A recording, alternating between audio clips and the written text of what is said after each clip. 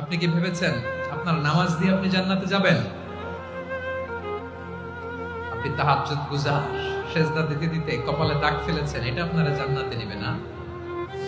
আপনি এলাকার সবচেয়ে বড় হাতেম তাই দানশীল, এই দানের ভরসায় বসে আছেন। কুশ্চিত কালো ভাব।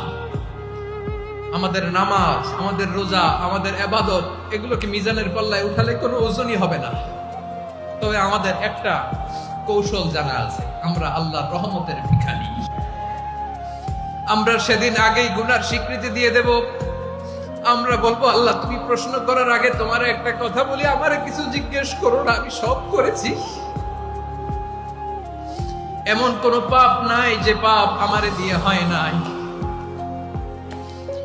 তোমার রহমত দিয়ে তুমি জান্নাতে পাঠাবা, তোমার দয়ায় জান্নাতে যেতে চাই, আমল দিয়ে না। পারবেন বলতে? কিয়ামতের দিন আমরা বলবো, আল্লাহ আমার আমল দিয়ে জান্নাত চাই না, আমি তোমার দয়া দিয়ে জান্নাত চাই। তোমার দয়া ছাড়া আমার কোনো উপায় নাই।